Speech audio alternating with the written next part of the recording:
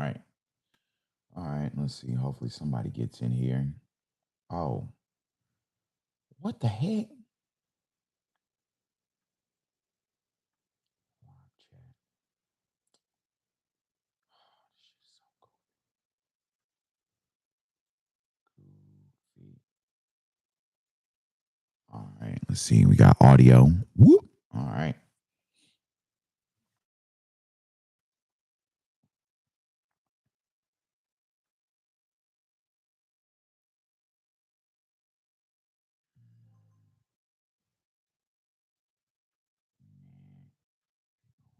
FaceTime camera too. There you go. We'll do the same thing. All right. So we are 20 plus years DJ.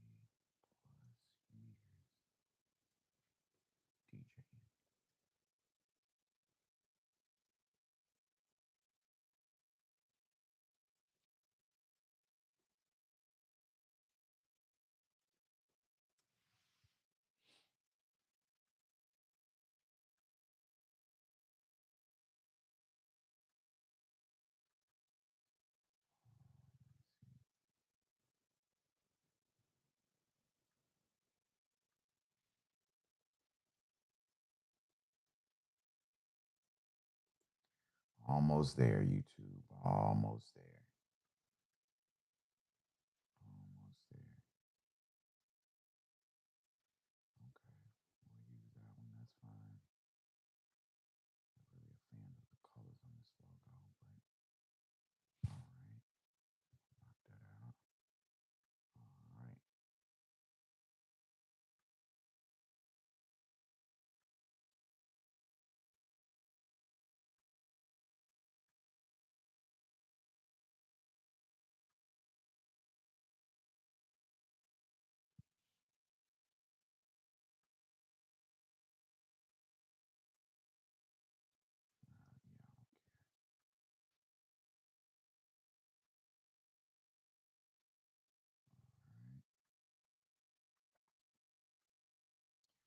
All right. All right. Let's see. All right, guys. Sorry about the delay. What up, Carla?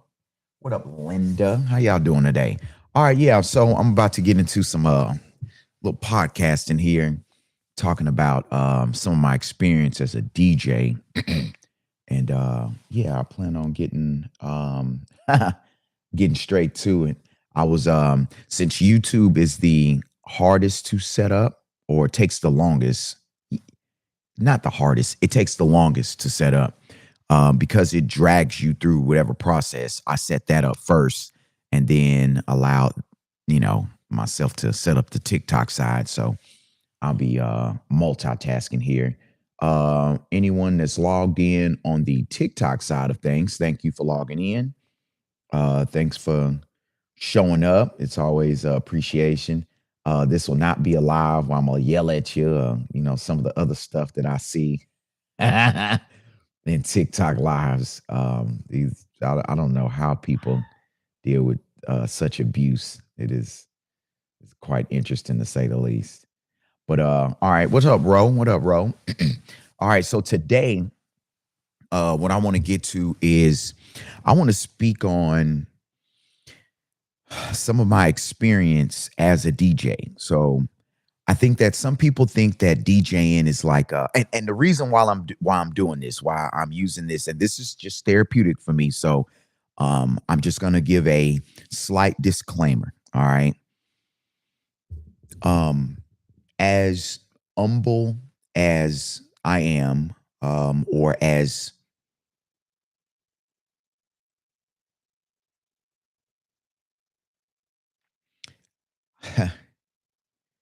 modest is more so of the word that I identify with. As modest as I am, as and the way how I present myself and how I carry myself in front of you guys on camera when I talk professionally or whatnot, I have to try to balance um, two things. One, in who I am, I know that I bring a particular value, a particular esteem, a particular know how, and certain gifts and energy in who I am. I know I bring that to the table. Um, I'm not one of those types that go to throw it in people's faces. I'm not one of those types to brag about what I am, maybe like from like a rapper braggadocious standpoint. I'm one of those peoples that mostly let you compliment me before I speak up and say, I'm this, I'm that, I'm this, I'm that. And for me, you just kind of learn what I come with versus me, I guess, articulating it and putting myself out there and trying to sell myself in some type of way, which a lot of people do, or like show up like they have something to prove. That's not who I am. And then the other side of me is the byproduct of knowing that if I don't speak up, if I don't um, establish particular boundaries, if I don't move in a particular type of way, or if I don't acknowledge certain things or nip certain things in the bud, then I know that there's going to be people who are going to boundary cross, and they're going to aim to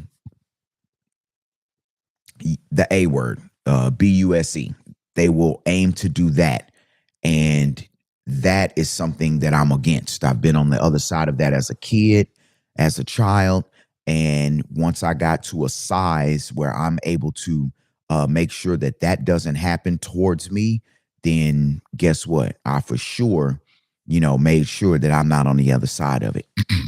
So anyway, with that being said, let's dive into it. So one of the things that I see in the music industry right now is that music industry is lost. There's a particular lack of direction that we have in our music, like as far as both. And from me, I come up from a pop, all music. I'm tripping. All music at this point seems very lost. It seems like the what it once was and what we observed it to be, because I really want to sit back and see, like, man, am I crazy? Am I losing it? Was I just that naive as a young child? What was it about music that I loved so much that as I got to an adult, these things changed? And what I realized is that the way how we have now perceived the world and the way how things have been manipulated, and the way how these things are presented to us were not what we thought they were, but I guess the guise of what it was a lot more innocent at those point times than it is now at this point in time. It's like the cat is out the bag. So what I mean by that, what's going on, Unstoppable? What's happening, man? How you doing today, sir? So what I mean by that is growing up as a kid, listening to pop music, hearing pop, hearing top 40s, hearing rock, um, hearing a little bit of reggae, hearing your funk music, hearing your dance music, new jack swing, R&B, ballads, men and women, singing ballads together, those collaborations. Then you saw, hip hop from like a dancing, diversity type of standpoint. And then you saw maybe some gangster rap come about. You saw certain other little kid rappers and stuff like that. You saw R&B groups. You saw men rapping. You saw women rapping. What's up, Denitra? So I'm just wondering what happened between then and now. But the game has always been the same game, because when you look up, a lot of those people come out and tell their stories. What do you hear? They entered the music industry. They were just trying to accomplish their dream. And somewhere in the process, business comes about. And when business comes about, you have to be savvy and educated in business, or have the people around you that are good at business. And I say those things to say that it's the same way in DJing. As DJs, we are really susceptible to the fact that we're initially just DJs that are happy to DJ. We have this dream of wanting to play music. We collect the music, we learn the technology, and we start putting ourselves out there, which is a very vulnerable thing when it comes down to how you present yourself with music. It is so vulnerable. And You start putting yourself out there, you start trying to get compensated. Some of us start doing it for free. In New York, what I learned is that there are a lot of people who are bedroom DJs for many years before they even present themselves to the public. So I found that quite interesting. For me, I knew the route I was going, so it was like I'm DJing in the living room for my family while they clean up, and I'm getting my skills together. And then as I get those skills together, I will soon be presenting myself to DJ parties. So I knew my route. It's kind of like some people who have the leadership in like college. Like some people are thinking about applying for college their senior year, and other people know, like, hey, starting sixth grade, you need to start putting in the work to prepare yourself for college. We got these many odd years to put you in some version of prep. So for me, I had that knowledge. I knew, okay, I'm working to get this particular type of hardware equipment. I'm going to go out here. My aspiration is to produce music, and in producing music, I want to be able to use this, and this, and I have to use my DJing skills, which a lot of DJs converted into production. I'm going to use these skills. Boom, I'll be a DJ. So that was the idea. So when I compared just now, when I spoke to how a lot of the people who are singers who put themselves out there, who are great at what they do, they were in church or they went through some level of ranks to get their skills up, talent shows, stuff like that. It's the same thing with a DJ. It's something that we do, that we're putting ourselves out there. We're trying to make mixes, trying to make mixtapes, studying, going and sitting around. For me, I carried crates for another DJ, passing out flyers, being around that type of energy, going and setting up at clubs early, and just, being a volunteer, just a person that's just happy to be around the energy and just trying to figure out a way how to get into the business. So eventually I get into the business, and guess what? You got to figure this stuff out. You got to figure out how to talk to people. You got to figure out your contracts. You have to figure out if you need a contract. You got to hit your head, and it's some hard lessons that come with, oh, I need to start doing contracts because I said one thing and a particular price, and this person saying, oh, I said something else. And next thing you know, they're cheating me on the money that we agreed to, and they're changing it up. Or, they treat me from the position of like, I'm in the risk and reward. So one classic examples that promoters do is, oh, we didn't make money. Oh, we didn't do well. That don't got nothing to do with me. That don't got a thing to do with me. If I loaded up this vehicle, if I invested, if I learned how to play music and was in band and went through all those practices, if I transitioned all the learning and all the information and all the experiences that I've had from using music, if I've comprised some version of a library, whether it been CDs, whether it been MP3s, whether it been vinyl records, whatever it was, and the research that I did, whether it be me now figuring out a way, working a job to go earn turntables and a mixer and cables and all these things that it takes to get your text messages is a contract. You right. Yeah. If you got it in text, yeah, that's true. That's a good point. That's a doggone good point. Yes. And I'll give you an example of a situation where, yeah, I presented what the agreement was, yes, from a text message. I'll present that in a second. I'll kind of fast forward into my story to touch on that, since you brought up that good point. That's a very great point. So you end up in a scenario where they treat you like the conversation was, well, based on me DJing this gig, I'm going to be on the risk and reward side of DJing. That's not my agreement.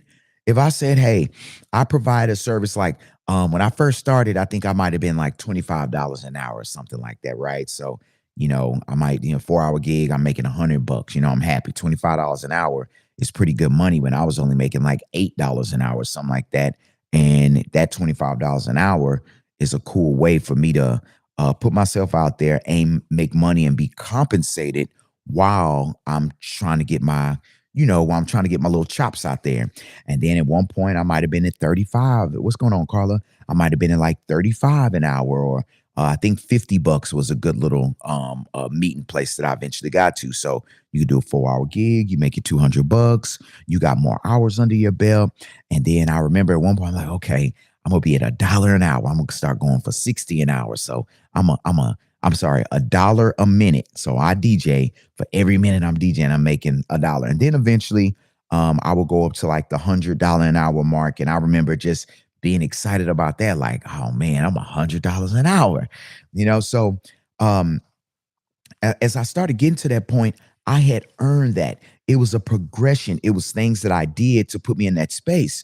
But what I started learning was like a lot of these little promoters and the people that do events and stuff like that, they're not they're not lined up and in sync with who I am as an entrepreneur. Cause see, all of a sudden, entrepreneurship is so popular.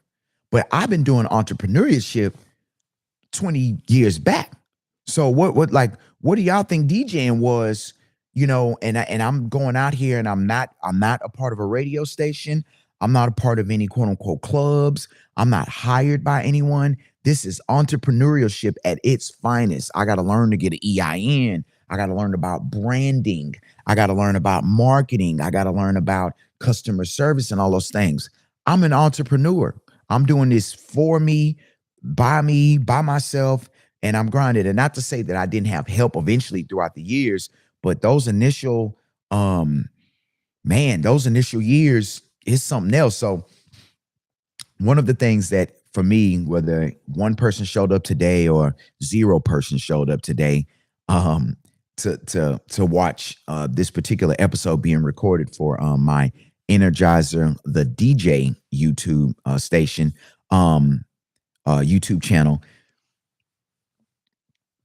The way how I feel DJing for TikTok and DJing on TikTok is how it feels when you first start DJing. Those early years, you got those few people that are like diehard supporters. They love you, they swear by you, and it's like they're the ones that are beating you to the hilltop, that are like telling everybody, like, man, he's good. Man, he's a great DJ. Man, you should check him out. Man, did you hear his mix? It's those people who are the initial seed planters that help.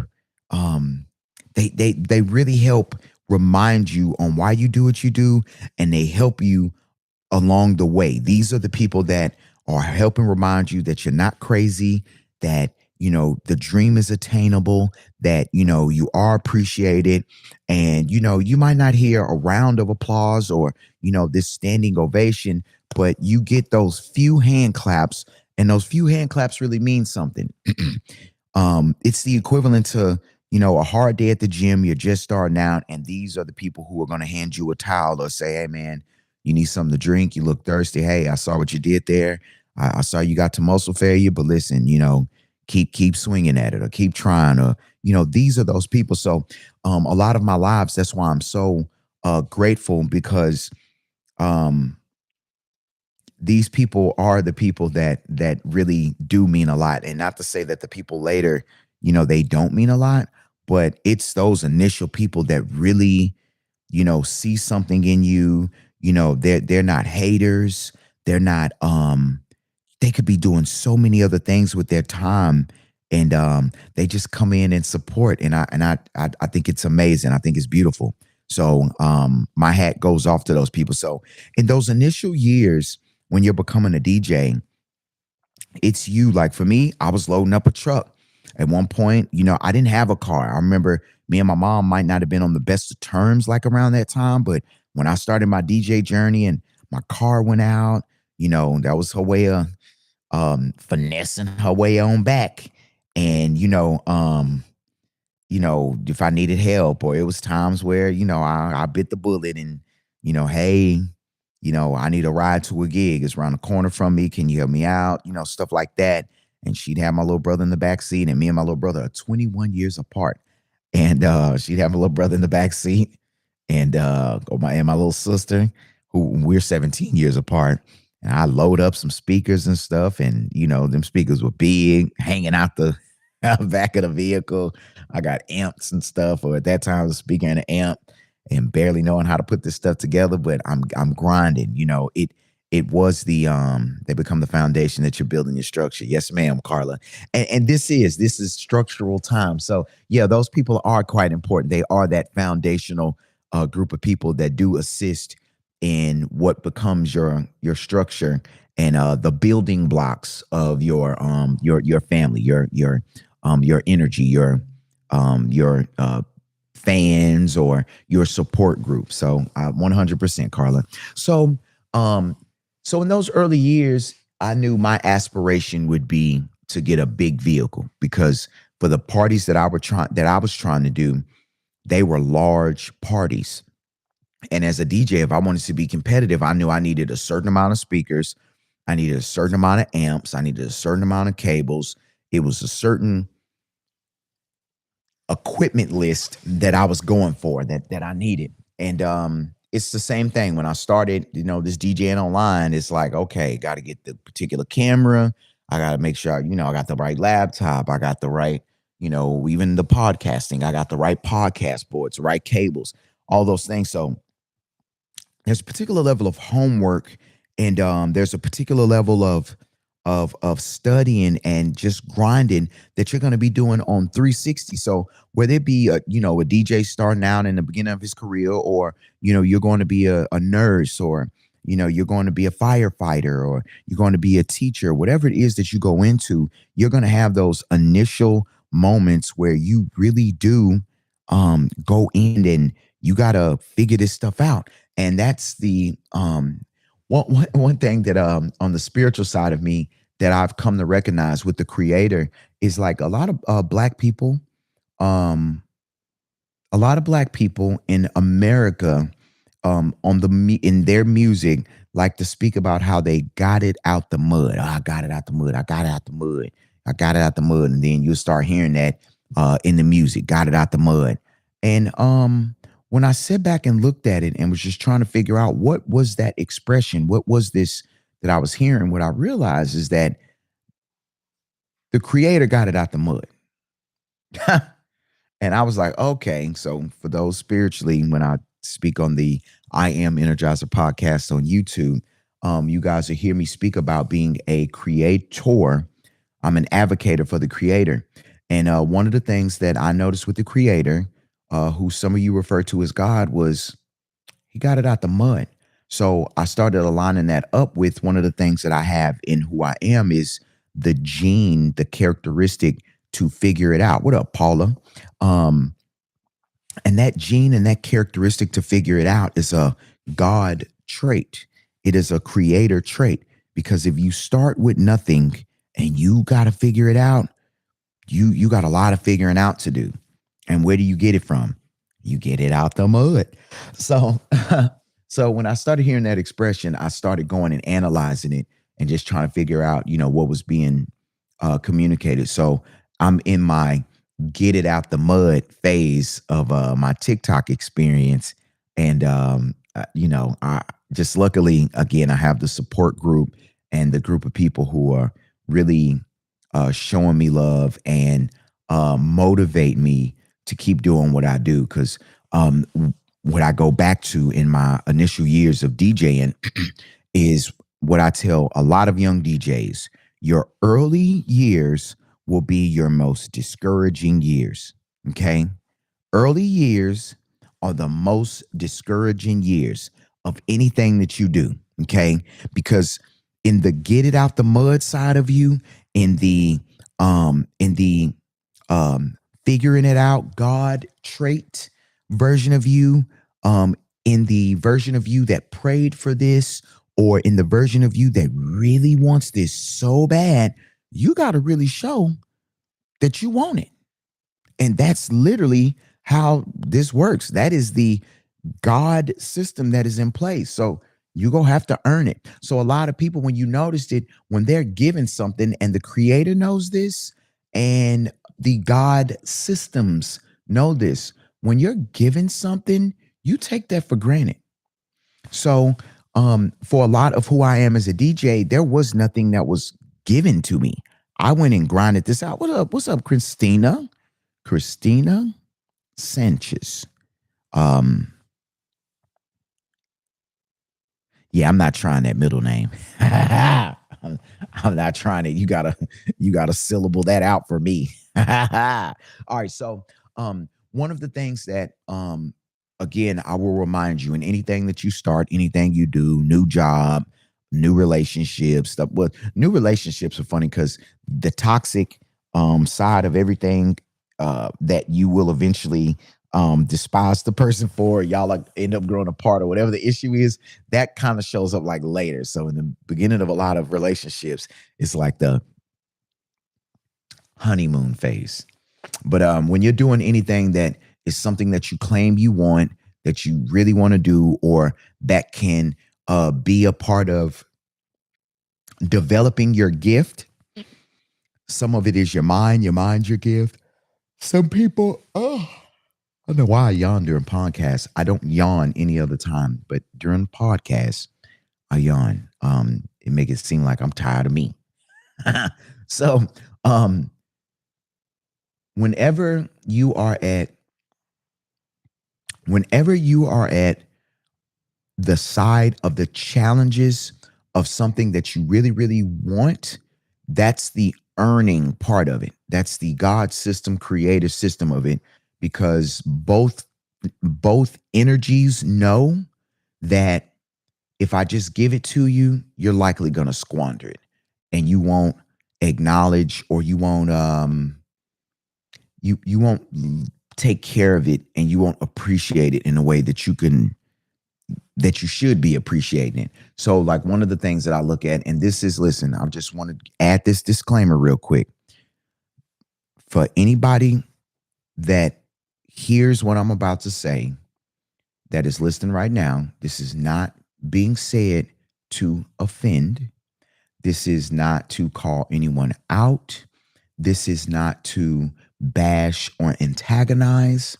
This is just merely an observation that I've picked up on, and something that I've abided by throughout my career as a DJ, and also throughout my energy and who I am as a being. Okay. And that is, in the equivalent of the example that I give, where I said you got to earn the thing. Think about if you had to earn your body. You're going to treat your body in a completely different way if you had to earn your body, or I would at least think that you would. So a lot of us have the spiritual version of you that exists. You have some version of agreement or assignment that allows you to be able to come on down here, and then you are able to have a vessel that's down here to learn. And that vessel is down here not only to learn, but that vessel is to have these particular experiences, right? Well, in the event that you in the event that you in the event that you are in the position of receiving something quite valuable that is a gift, what you didn't do was earn it, but you do have the duty of maintaining it. So what the precursor of this topic is in this example. This is why I gave the advisory. For me, the thing that I can't wrap my mind around is when you are given and provided a vessel, and a lot of us have healthy vessels. I'm talking about healthy vessels. Your eyes work, your nose work, your mouth work, your brain work, your ears work, your touch and your feel work, your legs work, your body, your lung, all these things, they work, right? How the system was created to work, yours works. And what I have noticed is people go in and do the things that will abuse and self-sabotage that vessel that has been bestowed upon them, that has been entrusted to them. And in my years, I've never done a DRUG. I've never drank. I've never tried anything. I've never done any of those things.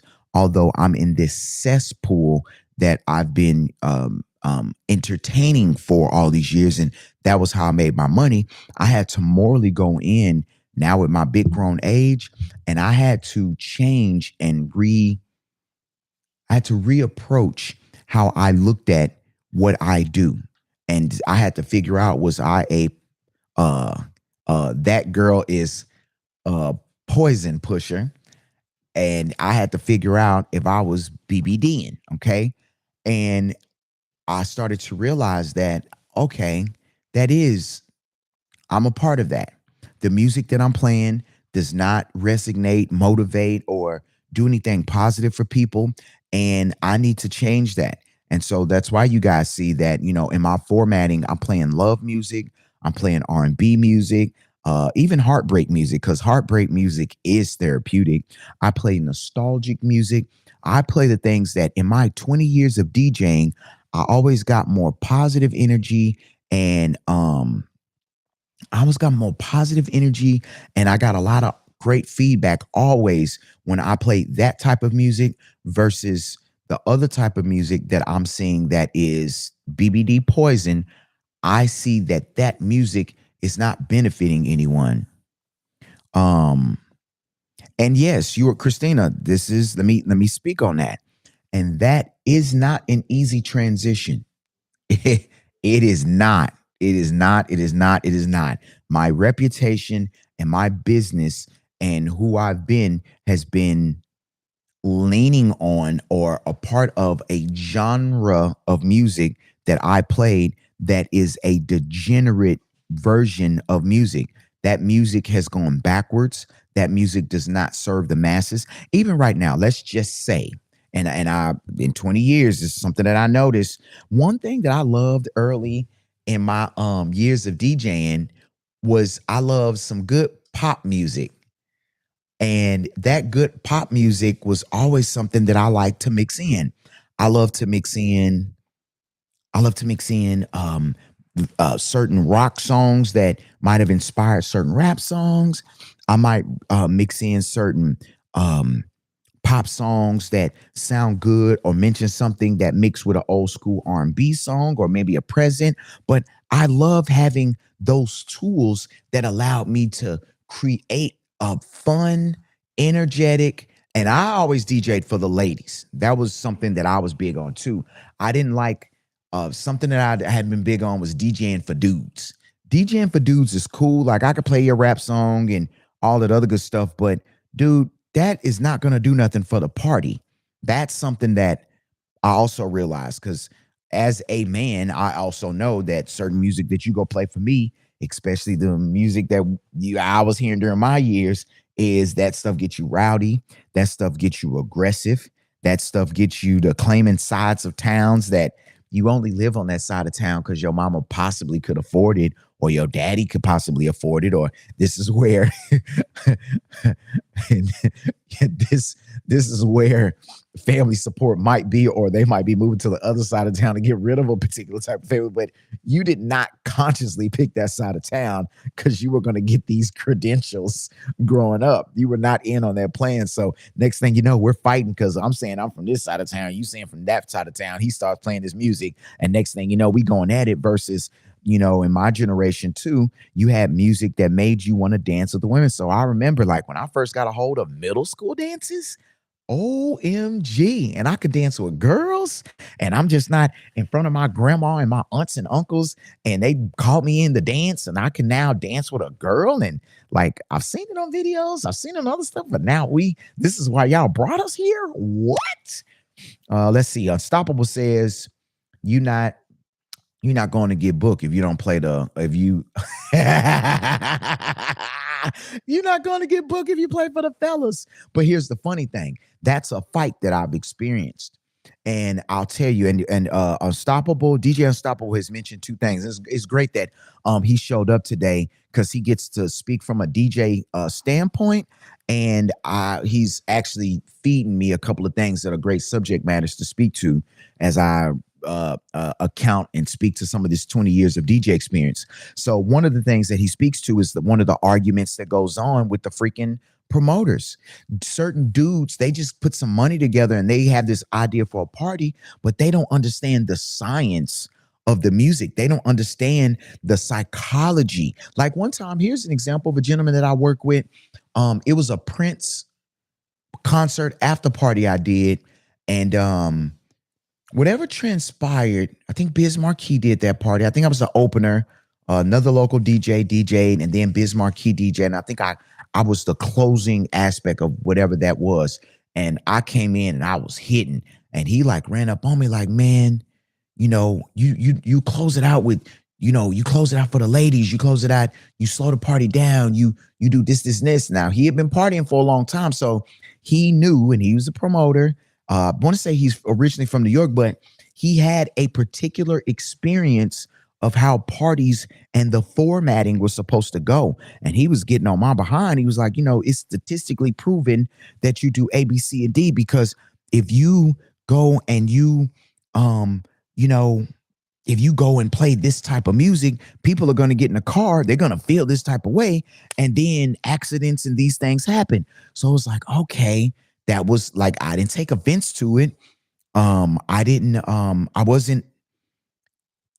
didn't take offense to it, and it was a good learning moment for me as a young DJ that I took that information. That was a sticky note for me that helped me learn. So one of the things that I always found was some of the back and forth or some of the issues that I've dealt with male promoters that don't really understand the science behind DJing, especially like if I'm playing to the ladies, and I got the ladies going, and then you want me to go play Young Jeezy, or you want me to play Gucci Mane, or you want me to go play Rick Ross, or you want me to go play you want me to play something that's really anti the ladies. The ladies, they this is not what they're here for. This is not pro this is not pro ladies. It's just not. Just a quick shout out to Linda. She's from Rocky Mount, North Carolina. So thank you for checking in and putting that in here. Let me see. I'm gonna touch something else that DJ Unstoppable spoke to about the contract thing. Let's see, Carla. DJing for ladies makes you the perfect. Yeah, makes you perfect for the Bang of a Sax tour. Yeah, so that's funny. And so just even on the tour side of DJing, me and Chris's relationship comes from him being from a promoter or booking agent position for his fraternity. And so when he used to book me for his fraternity, he would just let me do my thing. There was a trust there, like Energizer knows what he's doing. Let him rock, let him go. That was understood. So, and how we operate now, he just gave me a disclaimer. He said, hey, these are the demographics of my crowd.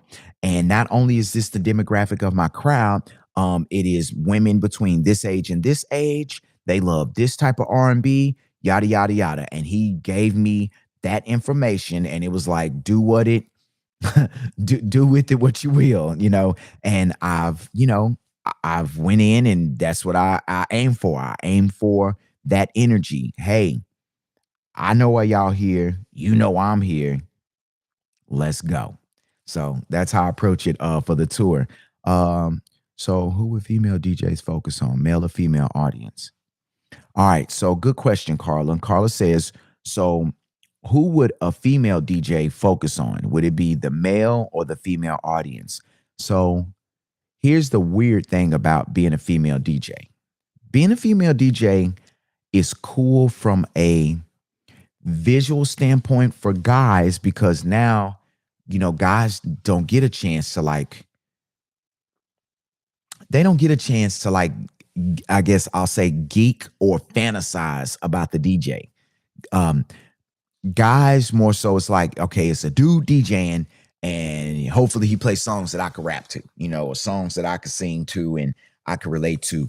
And really the guy's relationship with the male DJ is like, I just hope bro is doing his job, and bro is holding it down. So while I'm out here trying to get ladies numbers and stuff like that, is going down, So I just hope he does his job and he don't upset people. Now it's a rowdy party and we got these issues. That's a male's perspective with the DJ. Whereas, and if you're a dancer, like he could keep me dancing and keep my energy up. But when you have a female as a dude, now she brings about that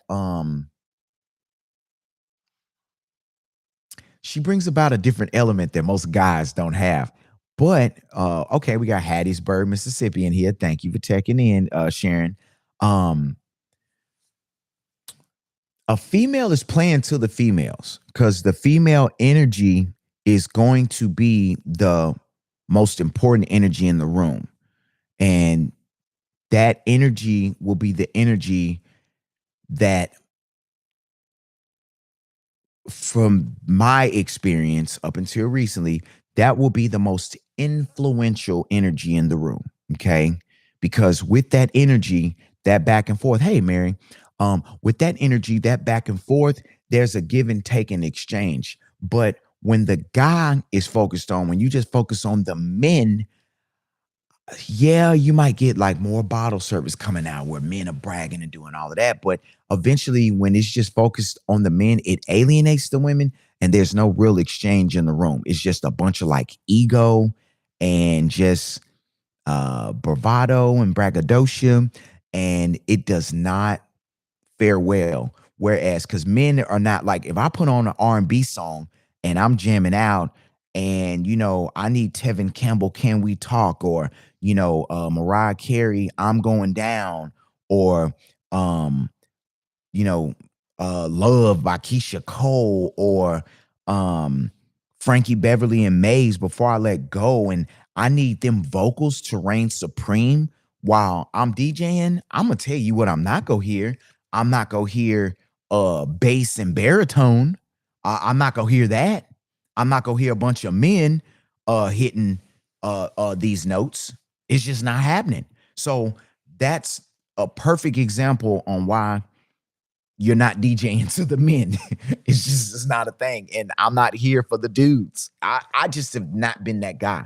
So I have had that exchange. So that's a great point that you guys bring up. And those are great questions that you guys bring up. I want to touch a situation that I experienced one time, and this will spice it up a little bit. This is again more therapeutic for me when I talk about these scenarios. But let me give y'all a background in how Unstoppable brought up a good point. He said that text messages are contracts.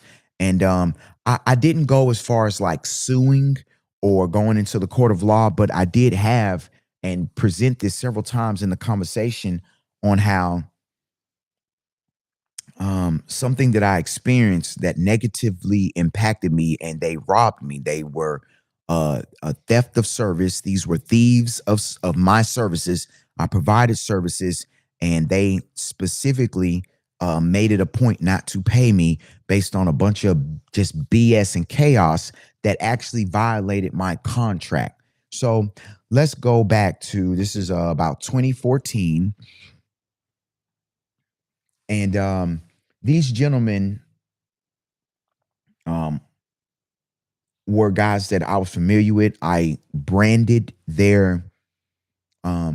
I branded through my services and through my energy, my savviness, my leverage, my know-how, and the consistency of my brand. I branded and established their promotional group and their name off of my brand and my popularity and my hard work. And with that, um, it allowed them to gain and make a names for themselves. So I was looking to grow. It was this weird little period in music. Um, I was looking to move to Vegas. We were coming out of a particular maybe like residency at a place that we had, and when they went on to start doing new events or new promos, they were Xing me out the promo, which was fine. Does a DJ change by the crowd? Oh, does a DJ charge by the crowd? And and I'll answer this as a side quest real quick. And I'll get back to my story. A DJ should charged by the crowd. Um, I think you would be doing yourself a disservice. Um, but at the same time, too, I think it only goes up by the crowd. It shouldn't go down by the crowd. So here's an example. If there are 1,000 people there, I should be in some shape, form, or fashion compensated for um, entertaining those 1,000 people. Yes, because there could be some version of reward that if you marketed me and you advertised me properly, and I do have some version of reputation and brand out there, it could be a good reason on why you got 1,000 people there is because I'm the DJ and I've been on the large side of that. And I screwed up many years. Oh, I screwed up and I didn't charge by the crowd. So don't get me started. Oh man, I'd be a millionaire if I charged by the crowd. Um, so in my experience and what I know now, yes, the DJ should have the DJ should charge by the crowd. Now, if I go to DJ and you only got 100 people, I'm not in the risk and reward side of DJing. So, so I shouldn't make less on what I charge because I'm charging a service.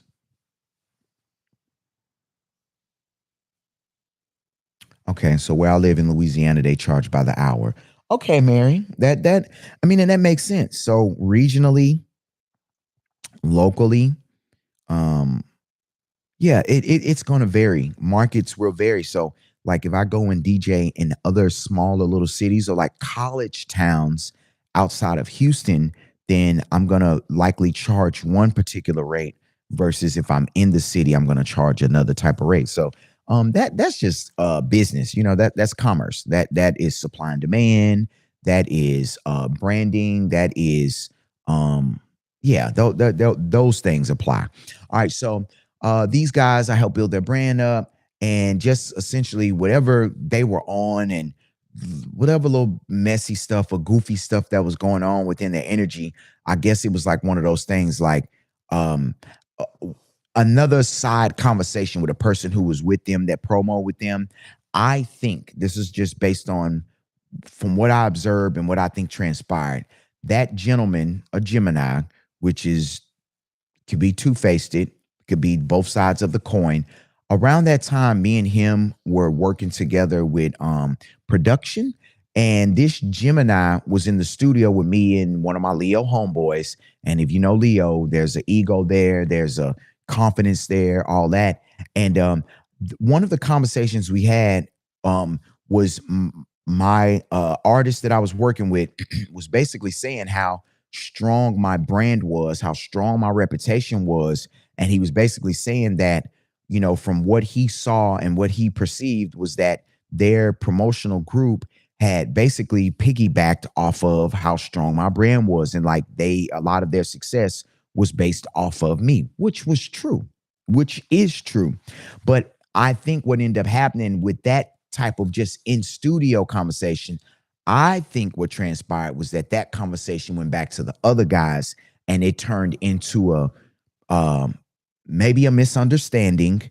Because these were not my words. I knew it in a way, but I didn't speak to it because I just figured like I knew I was helping them. I knew it was a reason why I was doing this. And my goal was to plant as many seeds as possible for the people who are in my industry, because the more people that I go and validate and make good branding and can teach them good business and get them where they needed to get to, it helped me create more industry. And so those people that some of these places that people are going to their spring break places now, these are the guys that I built from way back then that were able to go into business and have and own places and all of that based off the sweat and equity and my energy of establishing them. But I think that conversation put this weird divide, which I was in a transitional place anyway. I was trying to move to Vegas. I was trying to take my talents to Vegas. Around that time, not too far after, I auditioned for a TV show. It was a reality show with a DJ competition to it. It was curated by Smirnoff. It was called BET's Master of the Mix. I was on season 2, BET, VH1, MTV. So with that being said, so I was in that transitional phase and I was just trying to come out of just being a quote unquote hot DJ in Houston. And I wanted to be a hot DJ in the United States. I wanted to be a hot DJ, you know, around the world. I wanted to make my talent bigger. And it was just one of those things like, okay, I'm gonna have to eventually grow out of this anyway and let that go. So let me go ahead. That's fine. You know, whatever they got going on, that's cool. And, you know, I've been there, done that. So let me just go to grow. So some years later, This is around maybe like the 2009, 2010, then 2011 pocket. This is around there. And then finally the recession is kind of catching up with us because we didn't immediately get caught up with the recession. We were still partying and have a good time. A lot of black people don't own homes. A lot of black people didn't have stocks and stuff like that. College kids. So a lot of this stuff didn't trickle down till people weren't able to get jobs out of college, till the hiring and all of that. Unemployment rate went up. So again, these things were delayed for us. So for me, it looks like when I started moving to Vegas and going to Vegas, I was moving and like hitting Vegas around that time. Like they were, not bottomed out, but it was all this uncertainty and all that other good stuff. So I picked a hell of a time to, go to move. But eventually all this stuff takes its course. I end up on TV, do a few other things. And then I end up back in the city of Houston, and I'm going in for this residency. So I came back because I knew I could go and cash in on my reputation, and I knew a lot of people. And this was around the NBA All-Star game that was coming into the city. So I'm like, okay, bet I could get on in here. I can go make my money real quick, cash out, and then I could just start setting up residencies and get everything going. And around that time was my daughter's like her grade school years. Like she was going in the pre-K, and I'm like, okay, let me go ahead and do this A, B, C, and D. I'm not even gonna get into winning custody for my daughter, representing myself in court, winning custody in the Texas where they always say the mom wins, and I'm not even gonna get to that side of things. And it was just the whole thing. And what really actually brought me back was the mother of my child falsely accused me of some BS, spearheaded by my daughter's grandmother, and that BS prompted them to run off with my daughter for 6 months. And I went from spending a little time in between a gig on spring break with my daughter, and us just hanging out when I always had my daughter, to they ran off with the kid, but I got custody. So whole 6 months didn't see my kid, and then I eventually had to move back to the city to go ahead and track my kid down and give my kid and just stay on the legal stuff. And then I figured out how to write up the documentation, end up putting my baby mama in jail and make her show up to court and tell us what a kid was and give me my kid back. So that's how that went. So from there, around that same time, the NBA All-Star game was coming about. And when the NBA All-Star game was coming about, like I said, I must go cash in. I had relationships, reputations. A lot of those guys who I had helped or went to college with and stuff like that, now they're like on the urban side, which is the 21 and up nightlife side of the black community's club scene. And they were like, this Jazzer, like, why would we not have Energizer here? So that started to happen.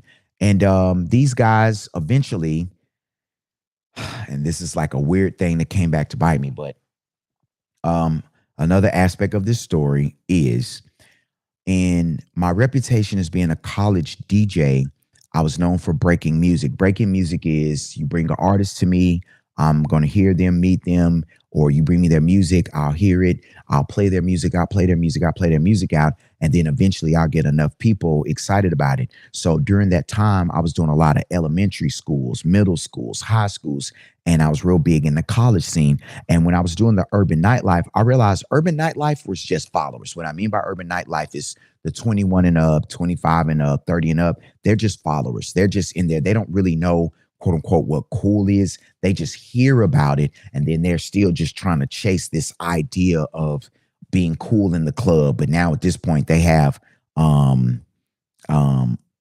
money and they have jobs and stuff like that, and now they're just trying to chase being cool at their big grown age. But in the college, high school, middle school, elementary, their life is around social things, and one of the hugest social things is music.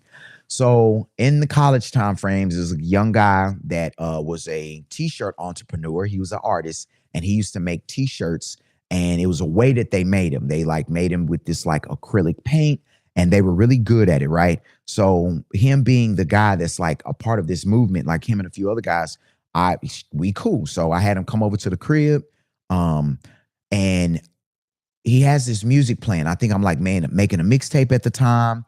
I'm going through music, going through vinyl, and he has this artist playing, and I'm like, he's like, man, he gonna be the next big thing.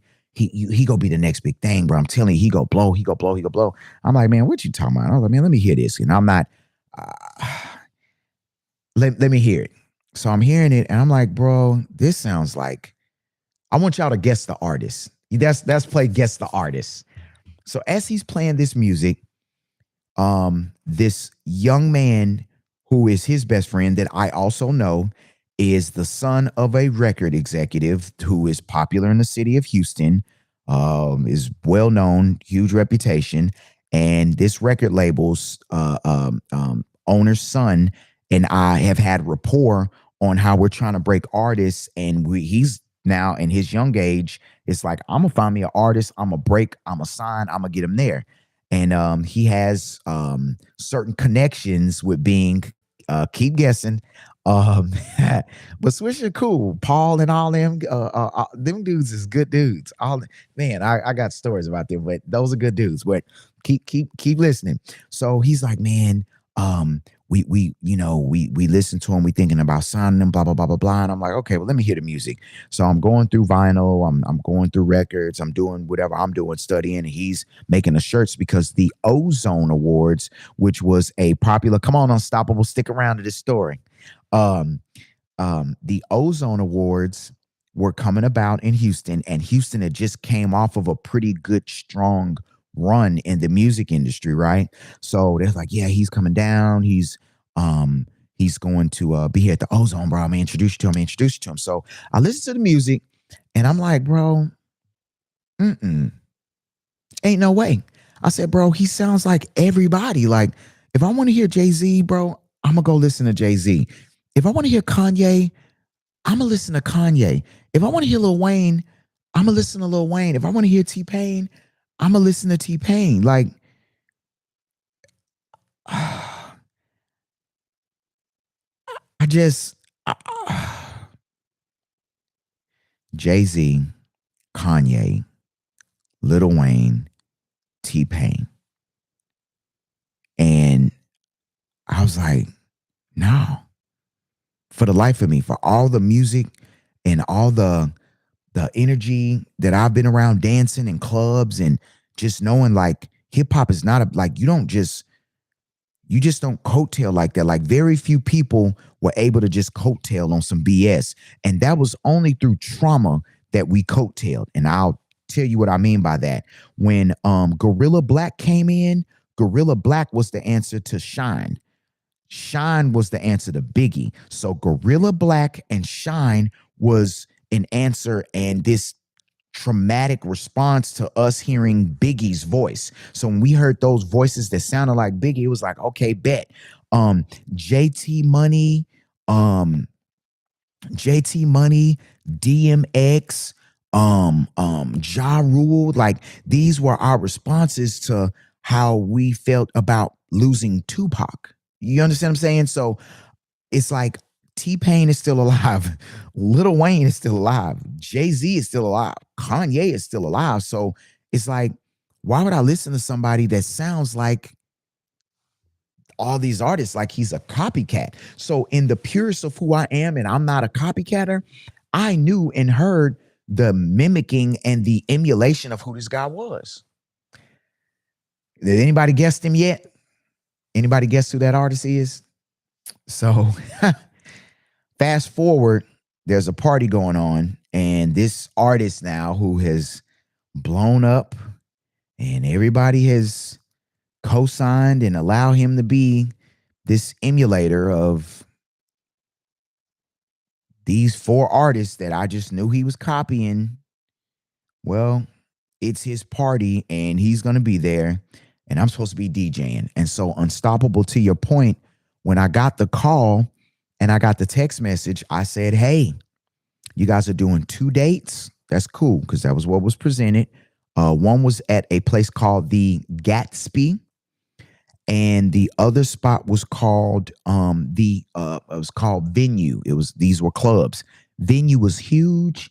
I had been trying to get in the Venue for years, and it just seemed like some hit or miss way. It was like they was just only putting bad DJs inside of inside of they wasn't putting a DJ like me that you put me up on a stage and I'm finna cut up, and they got video, and it was just all the lights and a large venue. Like, this is where I come from my college standpoint. So why am I not getting this look here in the city? So some odd reason I wasn't getting it, but here I am. I'm here. I'm in this venue, and I'm locked in. So the Gatsby, another large venue section, stuff like that. I'm excited. All right, bet. So this guy's coming to town. So anybody guess who the artist was, or do I need to tell y'all? I'll give y'all about another 30 more seconds on who the artist is. But in my contract, in my text message, I said it has to be D Wayne. I think but can you make it plain for those who don't know who D Wayne is?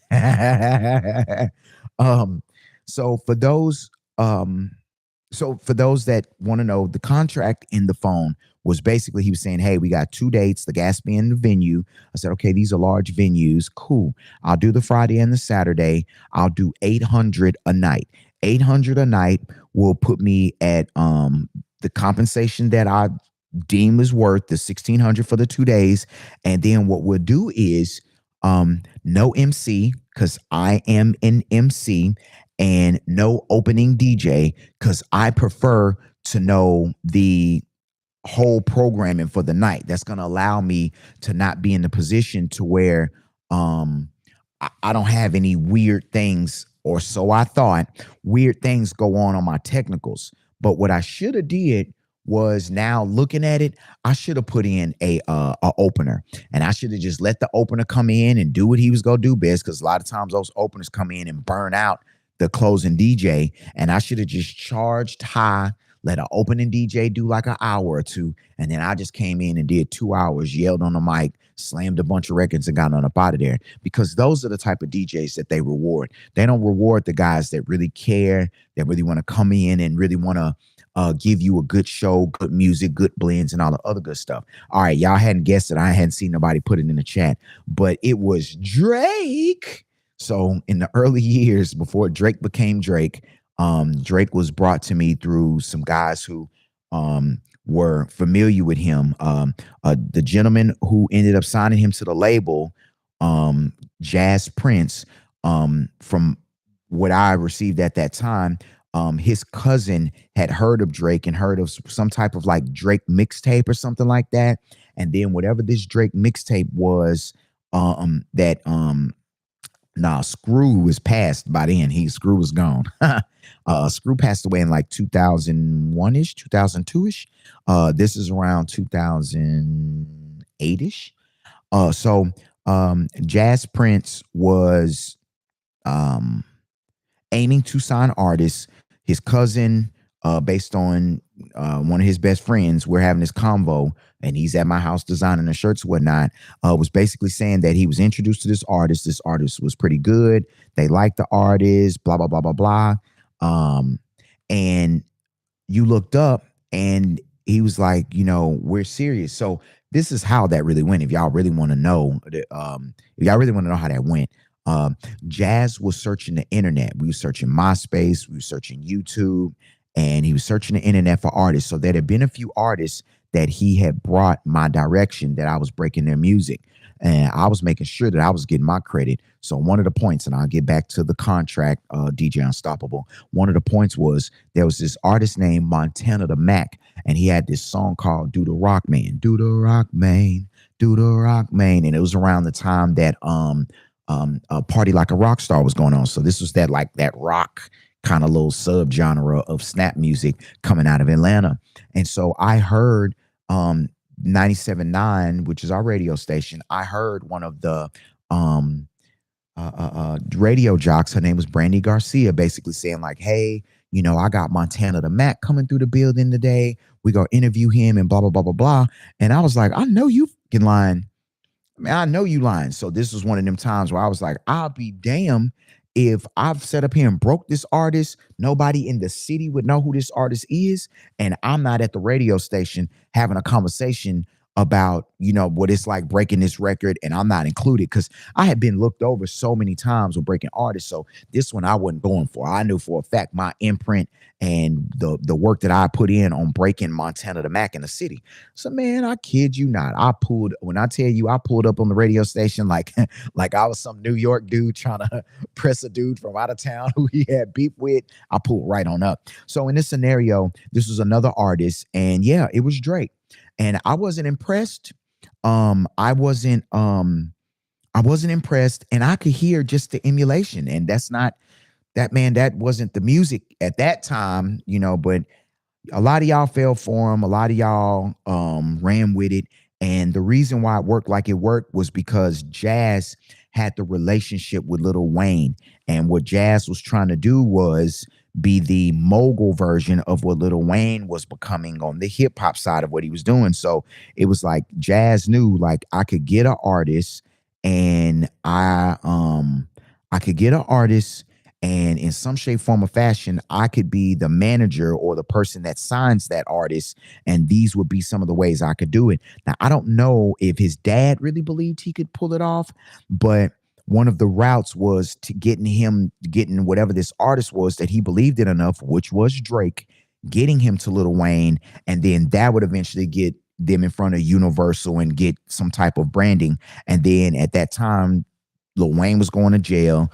Lil Wayne had already started trying to sign and get the Young Money crew together, and this was going to be a label or an imprint that would have put him in the position to make money now. Whereas I think for Wayne, he wasn't really making a lot of money. He was in whatever his initial contract was, and he was doing mixtapes and stuff. But him having his own label and imprint would allow him to be like on the mogul side and the business side of him evolving. Let's see. I like the way how you said the science behind the music. Oh, thank you. The vibes. It is a version of science to it. All right, so Jazz ends up bringing in Drake, breaking him and whatnot. So that's the whole thing, right? So I'm here watching it go on, and for me, there was certain political things and certain cultural things that I was supposed to be used for in that process of breaking Drake, and I didn't. I had to reserve my rights. It was just certain things that I didn't feel comfortable with. And that's just me. So I'll speak about that a little bit more on some other days. So from there, fast forward to Unstoppable, where he speaks about the contract being in text. So in my text, I specifically tell them for this Drake party, no opener. So these are my contractual agreements. No opening DJ, no MC, $1,600 for the 2 days, that $800 a night, and 10 to 2. This is simple. This is the Unstoppable. This is the simplest contract, bro. My agreement is plain. Like, I don't have to do a bunch of legalese. I don't have to do all the extra stuff. My contract was so straightforward. Okay. So there, something transpired where within the group of whoever the organizers are and the person who is a part of booking me, that is a part of this said group, but he's really just taking orders or whatnot. In that process, something was changed, but was not conveyed to me. It was not given to me so I can adapt. It was not given to me so I could adjust. It was not given to me for consideration of any type. So what ends up happening is some strip club they partnered with, and we know, if you paid attention or anything about Drake, he rocked with this particular DJ and this particular stripper and this particular strip club that he talks about in a lot of his music, and this degenerate activity. And a lot of that was promoted. So whatever ended up happening, the strip club ended up attaching itself. What's up, Ella Fight Bear? Ended up attaching itself to some part of the promo and wanted the from Montana. I'm telling you, I'm gonna go to Montana. What's the weather like in Montana right now? Tap that in the chat. That the strip club and whatever this was attached itself to the promo. So basically, it's like I would have to shout out, which nobody told me this, but basically what would end up happening is I would be shouting out after party at club such, after party at here, after party here, after party here. So what ends up happening is they end up bringing in their club DJ MC. And now he's running up on me, basically saying that he needs the mic and like he was MCing. And this is not what my contract says. Like, we have an agreement in place. No other DJ, no opening DJ. I DJ all night 10 to 2. No MC. I MC for myself. And $800 a night. So this is so simple. But man, it turned into shine and cool, but no snow. Okay, I like that. I like that. I could do a crispy, clear, sunny day. I like that. So we just went from 30 something the day before and maybe the 40s somewhere this morning to like we're probably like at probably a good 78 to like 83 now. And like I could take this jacket off and yeah, we literally have done that jump, 40, 50-degree jumps, easy. But it is beautiful weather, so I'm not mad at it. But we got a good little cold 2 days as we're closing in. We got 2 more days left for spring. So the contract Unstoppable, which you brought up the story, which helped me bring up the story, it was straightforward and simple. So what I learned later, this is a part of my 20 years of DJing and my experience, what I learned later was, and it dawned on me, you can sue for a particular period of time and fraud 19 to 45 degrees. Holy moly. Whew. I like that 45 side. That 19, I'm gonna have to break out some of my old army jackets and put some of them old army coats and layers to use. But the contract was straightforward. There is a thing called theft of services. When you render a service for someone and they don't pay you, they're stealing your services. So that's something that I learned. Also, yes, that a contract is, if you have an agreement and there's no protest, there's nothing that is disputed there saying, well, no, we don't want to pay you $1,600. We'll pay you $1,550. We want to pay $50 less. That's a dispute, or that's a counter. That's a counter to whatever your offer is. And then that would be something disputable in the event that you guys have to go into the court of law. So ultimately, in my DJ experience, as Unstoppable has brought up, having a contract, having some type of writing, and even if it is text message, any entrepreneurs in here, that is a version of agreement. And from my understanding, that can be enforceable in law. So, man, any questions today while I'm traveling down this DJ experience road? I think one of the questions that I've had before was like, what is one of the coolest gigs, the coolest places you DJ'd? And I will say one time, I think this was for the Baylor University. Baylor University. And I want to say these were the alphas of Baylor University, I want to say. And they had this party at this this veteran type of like airplane hangar.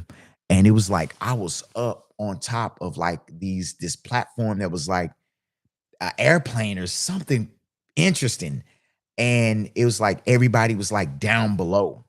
And that always stood out to me for one of the gigs that I did. That was just something different. Like I never saw that coming. It's not, one of the things that, it's not one of the things I would have, guessed that I would be a part of. So that was one of my coolest events that I've ever DJed. And I've DJed a lot of cool things. Ella Fighting Bear, that is a breach of contract. It really is. Yeah, it is. So in DJing, you end up in a lot of shysters. A lot of shysty people are in this industry. You think about this. This is a part that nobody talks about or addresses. I'm dealing with people off the streets and random people a lot of times who are any embarrassing moments while DJing. OMG. All right, let me think. Here's the thing for me. I'm not the type to get embarrassed. That's not who I am as a person. So you're not going to embarrass me. It's just not going to happen. So my confidence in who I am and spiritually who I know I am, I'm just up there through and through. I reign supreme on who I am. There's nothing false about who I am. And when I present who I am, it just is what it is. There have been frustrating moments of stuff that has transpired. Like, so this is not embarrassing, but I will tell you there have been bad moments, very bad moments. Like I could be DJing like a party that's just jumping, and then ooh, somebody tripped over a cable. All the music cut off. But let me tell you something. You're not gonna embarrass me. Once I get that bad boy plug back up, and I hit you with the dirtiest look I've ever came up with, and the highest of judgment. When I'm done with that look, and that audio come back up, and everybody can hear the voice coming through that microphone, coming through those speakers, I'm gonna point you out. I'm gonna say, hey, y'all see old buddy right here in the red shirt with the blue jeans on with the red shoes? Y'all see him? I told him several times not to walk back here. And he walked back here anyway, and he unplugged and stopped the whole party. At the count of three, y'all boo him. 1, 2, 3. And you hear boo. And then if he say the wrong thing, I'm going to look over at security, and I'm going to do this. I'm going to put his ass out. And that's how I handle those things. Because I know you didn't stop my party.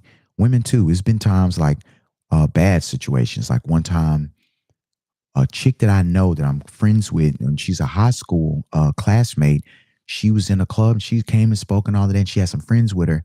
And then like the friends were dancing, and they like put their back on the DJ booth, and the DJ booth is up. But I've been telling them, hey, get me something to block people from putting their drinks up here. Because if somebody knocks a drink over, that's my equipment, and I'm going to be upset, and it's going to be problems. And I kept telling them to put something up there to discourage something from dropping in there. Well, they had candles going that day, candles, and I'm not bad. I'm not mad. You get there early. You want the club to smell a particular type of way. You setting a little candle ambiance for the early part, maybe a happy hour or something. That's cool. But you put a candle near the DJ booth, and I'm not thinking twice about it. But sure enough, that day when that candle was lit up and that hot wax was going, oh girl, while I'm in the middle of playing reggae, like put her hands up to like lean back on the booth or something while she dancing, and boom, hit that hot wax and that candle, and all of that spilled into my DJ equipment.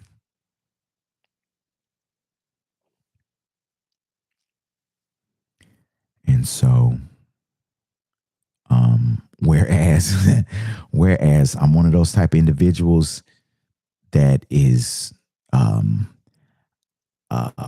I can say that if I needed to be impulsive, I can be.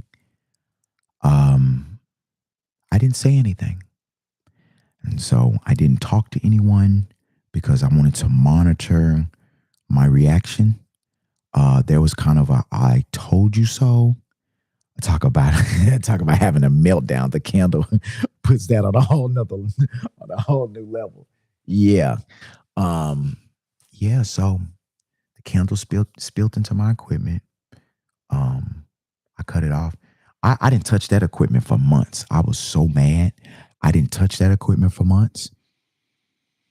And not only did I not touch that equipment for months, yeah, it took me some time I had to go, I had to open that equipment up. I had to get a particular type of tool, and um, I had to literally knock off the wax, like carefully of that equipment. Yeah, that's how I did that. But months later, so that was a thing. I had one time. Let me see. That was the knockover. Um, Let me see anything. I've had these are not embarrassing, but this is where I think quick on my feet. Um, I've had times where in that instance with the candle, I didn't say anything to anyone because I didn't want my words to be used against me. This is where the right to remain silence is like really good. So the promoter who I had the long relationship with, she wasn't there. And so one of the guys who was the owners, I didn't have direct contact with him a lot of times, but he would speak or whatnot. The other guy was more so cool with, we share, laugh, joke. He come speak to me or whatnot. But the guy who I had only little dealings with, I wouldn't talk. I didn't cut the music back on. He came over. He was talking to me, saying some stuff. He was all extra. And I just looked at him. And so he got to calling me an asshole because I didn't talk and all this other good stuff. So when the stuff was conveyed over to the young lady who was the promoter who I worked with all these years, I said, so, what did they say that I said to them? And they said, you said nothing. They said that you didn't say anything. I said, okay, exactly. Because I didn't say anything. So you can't use my words against me. So yeah, that was interesting. But believe me, that's not how I wanted to respond to that. I had a situation where this chick from um, a love and hip hop show, Atlanta. Um, Here's a weird thing about it. She is the baby mama of a DJ that I'm really, really cool with. And he used to be Chris Brown's DJ. And he's a really cool guy. And she was booked as a talent to come in and host. She's also a DJ. I guess he might have taught her to DJ. And we're in front of like 1,000 people, large crowd, we're packed. But in the technicals of how I set up my booth and how I would run my part of the show when I DJ'd at this particular venue was I didn't have the MC and my monitors. So if the MC did a bunch of yelling, blah, blah, blah, blah, blah, this is there, yeah, put your hands up. I didn't hear none of it because it would discombobulate me. It would make me feel like I was drunk. And I don't like that feeling when I'm DJing. So with that being said, um,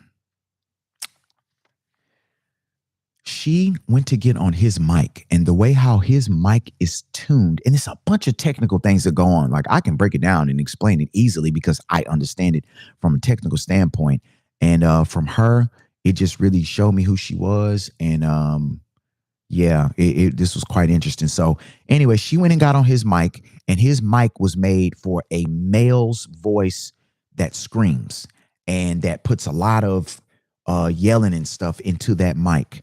And it wasn't made for a female voice. And if you ever notice what female voices do on a microphone versus a male voice, the frequencies are completely different. So she gets on his mic. She's trying to say, stop the music so she could talk to the crowd, whatever it was. And in her mind, she's thinking like I'm ignoring her, like I'm doing this on purpose, but I'm rocking. I'm doing my thing. Like I'm doing my part of the set. And I don't see them, like they're off to the side, like they're in like a VIP bar that used to be my initial old DJ booth before I built out the stage. And when I say I built out the stage, one, the DJ booth was my input and was when I first got that residency, I told them I wasn't coming unless they built a booth that allowed A, B, C, and D. And so they built the booth for me. And that was my original booth. And then the booth that I was in now was the stage that I designed and built out for me as the DJ. And then, of course, other DJs benefited from, but it was me that said, hey, we need more woofers. Hey, okay, you're not putting the money in here. I'll go pay the $10,000 for the sound equipment. You can pay me back, but I'm not coming in here if we don't have the proper audio equipment for such a big venue. And then I built the booth where it had a TV in the middle and I could run video or put my name there, and LED screen behind me, and the risers for the sex. So this was my input. I have the schematics for it. I can go pull up my little Etch a Sketch, the sketching pad for the dimensions and all of that. I literally can go pull this up and show you how I designed it with no engineering background or none of that. Anyway, so the young lady is yelling on the mic. She's trying to get, I guess, my attention or something like that, but I'm not hearing her. My booth is like my live environment. Like I'm hearing what the audience is hearing. The next thing you know, she comes to the booth. She's calling me all kind of, she called me the male parts. She called me a D-list B and just talked down on me and talked crazy to me and like just like did the most. And I'm like, I was shocked. Like, I don't get embarrassed, but I was in the utmost shock. Like I stood and I just froze because I didn't understand like why she was running up on me like this, why she was talking crazy to me. I didn't understand what's going on, Taylor. on YouTube. Thanks for checking in. I didn't understand for the life of me why I was being treated this way and why she was talking to me this way. So when it was like, well, she said you ignored her and blah blah blah blah blah and all this other stuff, and I was like, man, why would I do that? What sense does that make? I'm not. This is not my baby mama on the microphone. Like that's somebody that I would ignore getting on the microphone. Why would this random person who is our host, why would I ignore them? Like we host all the time. Like I didn't hear them. Like why? And I'm like, okay, I know what happened. She's on his mic. His mic has certain um um um tunings that the audio engineer has done. It has limiters, it has compressors, it has these things on there so that when he talks loud and he yells into the mic, it doesn't sound a particular way over the live audio system. If he unprofessionally goes and stands, which he did, in front of subwoofers or audio that's being projected and pushed really hard, the microphone won't push that up. It's going to take him to hold the microphone like this and talk directly into the microphone and almost yell in a sense for his microphone to give the audio that he's putting in there. And man, I kid you not, um, huh?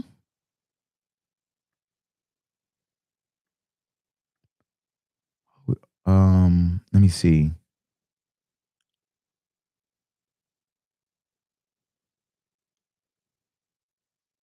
Oh, Carla, Carla, you can dot dot dot. I'm finna answer his questions. These are good questions. You can unmute him. He's cool. I'm fine with that. Thank you for being thank you for being on your A game. But I'm gonna answer these. Let me see. That person was a bot account that I'm using for the dot dot dots. How? So let me ask you this. I'm gonna get us back on speed. I'm sorry, y'all. Sometimes I go on these side missions. Um, um, how does a bot ask such good questions? So, for example, bro, do you have experience? Let me see, bro. Have you experienced Scratch Live, bro? And then the next one was the software on Serato Scratch Live when published in. Okay, so is it like the broken English side or like the what is the context? Let me see this. Can I see them? 79 followers following for okay. Okay. Yeah, I gotta learn. I gotta figure that out because I wouldn't be able to spot that out. I would think that's a person maybe kind of like with broken English. Um, but everybody who messages is not the most articulate. Best little whole house in Texas. Come on in here, love. So with that being said, that was another moment that I can point out that was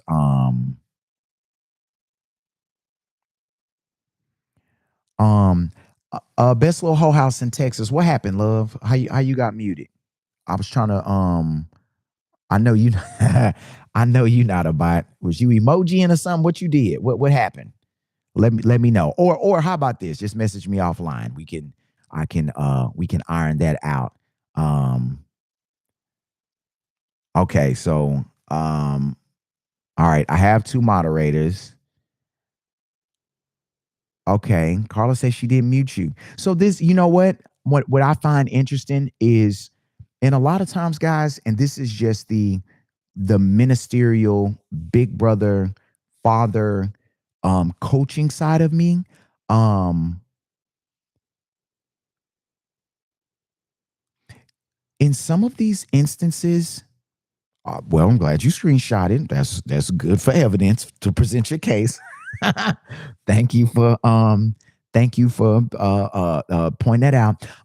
In some of these instances, guys, it is social media, so I could see how you can take offense to it because I've been on lives where I'm providing the feedback, I'm helping with the algorithm, I'm participating in the community, and then a moderator out of nowhere mutes me, and I'm like, okay, I've been muted for 5 minutes. That pissed me off. You know what I'm saying? So best little whole house, I'm not saying that you are upset, but what I am saying is I can see that I could see where you would be offended because um you have came in. Well, Carla, just to be true, I mean, just to be transparent here, if Is a bot or whatnot. I appreciate you being on your A game, and I appreciate you doing your job. The goal for having moderators is just to assist in the times like where my hands are full, I'm DJing and I'm grinding, and I don't have a chance to be able to see all the comments or pin them.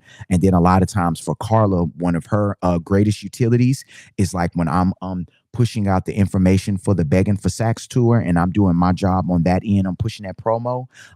She's gonna have that information, and she can instantly go in and push it out there and help me put that information out there. But I am definitely offended and actually vowed to not support anymore if I was going to continue to be muted. Okay, so best little whole house in Texas. I want to let you know that I didn't mute you, and I 100% unequivocally appreciate all your support. Now, I'm not a beggar, but what I will tell you is that I would just hope that you would not hold it against me, and that you would give me another chance. I from my relationship with Carla, and it is merely a professional one, she's shown me nothing but utmost professionalism. She has shown me that for my guy who he has a good million or so viewers, he entrusts her to run his moderation and whatnot, and me with my little hundred. I think I just reached 1,000 people on on TikTok. I figured I could trust her as well. So she has not shown me anything that says I can't trust her. And she's much more educated in the TikTok world and moderation and lives and stuff than I am. So she's been here from the beginning. She supported me greatly. And I don't have anything bad to say about her, and I don't have a reason not to trust her. So I just say this, guys. I hope that we can have a benefit of the doubt thing here. Maybe something transpired here that is weird. And if Carla, I believe if this is another one I'll say, I believe if Carla muted you, I would think Carla would say, "Hey, I muted you because of this." So like, this is the example that I'm going off of. And best little whole house in Texas, I just want to put this out there just for your consideration. Okay. Um, it definitely puts me in a conundrum of this respect. Okay, so hear me out. So when Heloise and Carla were having a back and forth, Carla through her position muted Heloise. Now, what ended up happening is I think Heloise understood what was going on. And when she came back in, Heloise and Carla, they speak. They went on about their business. I don't see any hard feelings. And they speak to one another. So for me, that was something that I monitored that shows the professionalism, or shows like what an experienced moderator was on. So I think Heloise maybe eventually came off like there was a back and forth there, and she was just trying to say, "That's not true. She's not."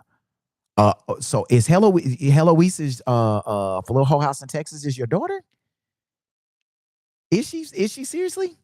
So really? Okay. So look. I want to discuss that. Okay, good. So when Heloise came in, it was something that she was saying that she was not doing that I saw. Now keep in mind, I'm in the middle of DJing when this went on, so I only saw parts of it. But it looks like from her, for whatever that was being said, she was saying like, "Hey, I'm not going back and forth with you, or I'm not arguing with you, or you can't argue with the person who's not arguing with you." So I do remember that was being said from Heloise. I remember Heloise being muted. At that point, we end up going longer. I didn't end up coming back and trying to figure that out. But what I did see, this is just to both of their growth that I'm speaking to, and acknowledging how that played out from my eyes. And I was like, okay, this is not something I need to go back and address. I saw um, I saw that Heloise was able to come back in. Everybody spoke. I spoke. I didn't have nothing against her. Carla spoke, and she's been back in the chat since, and it's been love. So that's what I have perceived on what has transpired. So I know, listen, guys, for where I am, and if y'all just watch in the chat, and I'm gonna end here coming up, but for where I come from, there's enough negativity in the world. And so like having moderators, so I have two moderators in here. Having moderators are an attempt to aid me in growing. So I have one that's experienced and I have one that does not have any moderation experience. But I know through their consistency and their support of me, I would like both of them to have that I would like both of them to have that experience and put me in the position to learn. One's going to learn from not knowing much about moderating, and the other will have the experience. But it's not to create a hostile environment. It's not to it's not to create beef. That I'm. It's enough of that in the world. The stuff that I am dealing with in my personal life. Believe me, from just being a DJ, um, that's the last thing that I'm here to do. So that's not my goal. I've had zero hard feelings towards anyone here. We're here for the DJ, not for ourselves. Okay. All right. So Best Little Hoe House and my girl Heloise. I love y'all's energy. I like y'all's energy. And Best Little Hoe House, you know, I vibe with you because when I'm putting out certain spiritual things, you be picking it up. You know, your comments, your support, and all of that. I appreciate it. I appreciate it. So I just want to let you know that from where I sit, I welcome you. I'm open doors. Believe me, if anybody comes in this chat and it's no love or it's hard feelings or bad energy, I'm speaking on it. I'm gonna speak up. And if in the event that there was anything that was a harm or any version of foul, I'm speaking up on that as well. So Best Little Hoe House in Texas. I love the name. I love the energy. I appreciate your support. My girl Heloise, who's came in here, and I didn't know. That's great. That's your daughter, and she comes in and support. It's nothing but love. I welcome you guys and want nothing but y'all's love and energy. And then remember, it's an exchange. I don't just want your love and your energy and your support. I want you to come in and be able to, you know, nostalgically go down memory lane. Best Little Hoe House in Texas. You know, you quick. I don't know how you do it, but you're quick on the thumbs. You be hearing the music when I'm mixing it in before anybody else picks up on it. And you know, your engagement puts a smile on my face, just like a lot of you guys. Cheryl, um, um, Sharon, Pam, Chambers Crayon, Mary, you know, Maria, Bonita slides in here every now and then. I mean, it's a lot of y'all that come in here that just show y'all so Mimi, W, and it's just a W. Sharon, the IAN Sharon. There's another one with the SHA Sharon. We got a SHE Sharon. Both of them come in and they both in here today. Yeah, it's a lot of y'all personalities that I appreciate. Like I said, when I'm not feeling like me, when I'm not feeling like DJing or, you know, that DJ energy had hit me, it's y'all that I'm thinking about. Like, man, let me get on in here because I know such is going to be on my ass if I miss it. It's funny that you missed the only type of song lyrics. So maybe your moderator. Okay. So Best Little Hoe House. This what we do. Learn the song lyrics that you. Okay, so Best Little Hoe House, hit me up. I want to, um, I want to address your concerns, and then I want to take this as a learning experience because that's why I'm here. That's who I am in my being. I am a man being, and a part of that is becoming. And the thing that I've learned through my advocacy for the Creator is spiritually, I'm here to learn. So your concern is a concern that I'm willing to address and to go acknowledge. And I want to hear from you, not in this more public setting. I want to hear from you. You can send me a voice note. Remember, it's only 1 minute, so you can record multiple. Shoot me a video. But DM me. DM me. I want to make sure I learn from this, and then I learn how to navigate this. So in the event that I have any other scenarios, any other situations, I could say, okay, well, this sounds like how Best Little Hoe House in Texas felt, and this is how I handled that. Let me try to figure out a way to navigate it like this, and let's see if this works. Okay, this didn't work. The Best Little Hoe House is more cooler than this person, and this person is a jerk, and I got to figure out how to navigate this. I'm going to take that energy and I'm going to use it to grow, and that's why I'm here. So that's the protocol of who I am. And for everybody, just know, again, I do appreciate you guys' support. Today, I wanted to go down the road of being a DJ and the years of experience that I've had. I have 20 plus years of experience, and this is one of them. This is one of them. Um, um, Certain things that I've learned is the navigating through how to adapt through these crazy things. I did not want to get online and DJ. I swear to you. Anytime I got on, I got flagged or something goofy, or I'm not getting the engagement and all the other good stuff. And that's a weird place to be. I didn't want to get into DJing at 20 some years of DJing online and start over. So that's a weird thing. Um, Oh, thank you, Cheryl. Okay, so look, I think so here's a good way on how we're talking this out. I think this is something that we're learning here. So Best Little Hoe House in Texas says, it's funny how you mentioned that I only type the song lyrics. So maybe your moderators need to learn the song lyrics that you are playing. Okay. So in response to that, which is also a good point, you guys are both bringing up good points. Even though this is a music channel, even the lyrics, the apps do not allow it in a chat. So this is a learning space, and I'm neutral here. I have this is not a defense for Best Little Hoe House in Texas, and the name always makes me laugh. And this is not a defense for Carla. This is an effort for me moderating now, for an effort for learning and neutrality. That is likely what could have possibly transpired. Um, Carla not specifically thinking, hey, Best Little Hoe House, I got a problem with you typing in particular lyrics. So Best Little Hoe House, I'm going to mute you. Through the moderator job of her seeing it, it's just likely her catching her eye and seeing particular lyrics because Best Little Hoe House, you're good.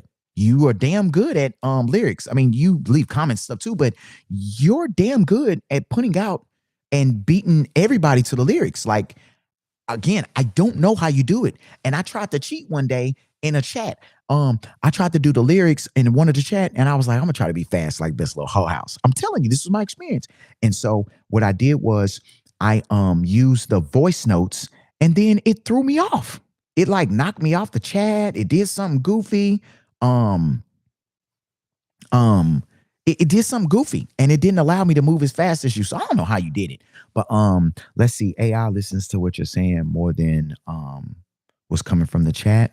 Also, here's the music. Okay, so I think that's probably it. I think that Carla is aiming to, if it's the lyric thing, let's just say, because this is a good way. This is in the event that we went to court right now, and I'm hearing arguments. Me personally, I think both of these presentations of you guys' side, I think it definitely has allowed me to learn. So in the lyrics, Carla's job is her just seeing through the chat and just keeping us away from a lot of the emojis. And then the lyrics, because I have seen Carla say like when people are saying you are with the K, illin, when people be like, oh man, you are K with the illin, it right now, she'd be like, hey, watch that, blah, blah, blah, blah, blah. Or you'll be like, you the B, the OMB, and they'll have like that emoji, and it's like, you got to watch. So me personally, I hate it. If you want to know the truth, I hate it. I hate the censorship. It bothers me. I hate it, but she understands it. She has the experience, and I get it. And yes, it is to protect the community from using the guidelines. Right. So then that's the other thing. It's the lawyer in me that says that, we sign up for these freaking terms and conditions, and now we're locked into all these weird terms and conditions that nobody knows about, or you got to spend 20 months going in and learning. So, Best Little Hoe House, here's my olive branch that I think that should be extended. Again, I love your presence. I appreciate your presence. So hopefully your issue's not with me. I want you in the chat. I love you here. I appreciate your support. Okay. Whether you gift or not gift, I'm just letting you know I appreciate it. And I think that Carla just does what she has had the utmost experience with. And I think she's just staying on top of her A game. And I just think that you might have gotten caught up in that And like myself, a passionate person who a passionate person who don't like being muted, who expresses themselves. And if I'm just doing freaking lyrics during a live, like what's the harm in that? Why would I be muted? Why would I be? I'm with you on that. So I understand that. I don't think it's personal for Carla and Best Little Hoe House. Of course, we know that you're just doing engagement and having fun and all of that. So I think we just need a reset. And we just know that it's nothing personal. And, everybody's just trying to come in and enjoy themselves on some freaking platform that we don't have no control over. We don't design. And, we're just trying to abide by. So we can have a space that's not negative and, have good community. And that's just why I'm here. Let me see who somebody had a good question that I saw. Let me see. Um, and tell Heloise to bring her butt back.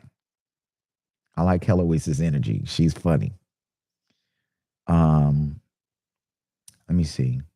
All right, so I learned something new today. Sheesh. I learned, I learned a few things. So that's the thing that I will get at in my last 2 minutes. I'm gonna hit an hour and 45 minutes. What I have learned in my 20 years of DJing is one, in the beginning of DJing and the beginning of whatever it is you do, nothing but love, nothing but love. Um, in Cheryl, hell yeah, I love traveling. Both my grandmas are Libras, um, and both of them seeded me with the travel bug at a young age. So whether it been the stories and one grandma working in like the airline industry, or whether it been the other grandma who lived in Cali, in Long Beach, Cerritos, California, and would send for me and send my Southwest ticket, and I'd be traveling solo, or my uncle would fly with me. All those things put me in the position to just love traveling. So yes, I love traveling. That's my thing. So yeah, that's my thing. And meet new people and all. Yeah. I love that part. I don't like people trespassing on my boundaries, but when it comes down to shaking hands and um just seeing the smiles on y'all faces and like me sharing in person and just the pictures being taken and all the love and just people excited. I love it. Yeah. Yeah. As long as there's nothing goofy with traveling going on. So I've traveled in the corporate standpoint too. And I just hate in that standpoint, it's like that's a whole nother thing, especially with goofy American Airlines. They're terrible. Don't get me on them. They're bad. Um Best Little Hoe House. We love we good love. Talk to me. Just give me a thumbs up.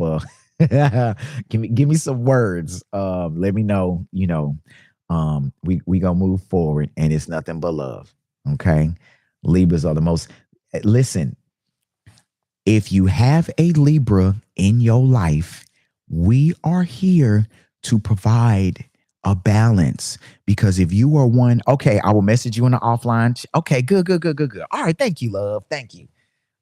Thank you so very much. And like I said, I'm here to learn. All right, I'm here to grow. That's why I'm here. So I want to hear from you. And I want to, I want to resolve that because um in my customer service effort, which is something that I also have implemented in my DJing, I value you as a supporter, and that's gifting or not gifting. I appreciate your support and your energy. All right, it goes a long way here. Um, when you have a lot of Libras in your life, that Libra is to offer you that balance that you might be missing in some shape, form, or fashion. And I'll close with this because this is something funny that one of my Libra homegirls from college noticed. Whenever we would have very deep conversations and we caught up, she said, man, Energizer, it's like every time I'm going through like this strong, like life-changing experience, I'm in like this particular season of phase. She was like, you show up and we have these talks. And this is just proof on how, and it's a lot of people that I'm that person for them. Um, I meant that you'll be everywhere this summer. Yes, Cheryl. I knew what you meant, Cheryl. For a Libra, that's the way how I'm approaching this scenario. Best little hoe house. I recognize her energy. I see the in tuneness that she is. I know the raw energy that she is, and I can sense her love for music and her ability to see through certain things and the work that she's put in to open her mind because she didn't just arrive there overnight. And then for Carla and who she is, Carla is from um um Carla is from a place where and luckily, Carla, now that I noticed you on the chat, whatever the tornado warning that you got the other night, I'm gonna assume you still have internet and that you made it out of whatever that was safely and you okay. So I am happy to see you. You made it in a chat. This is your wellness check, and you just don't know it. But for Carla, I see Carla as a person who understands a sense of um, this TikTok community, and um, the moderator is likely a very thankless job in a way. When you go and do it, or you go and volunteer your time to assist other people in what their dreams are or what they have going on, and for who she is from a maybe a organizing standpoint, or just having a better grasp on social media, understanding that her sense of service and her love for music, and she's just tying and volunteering her sense of service to something that is music related because she loves music.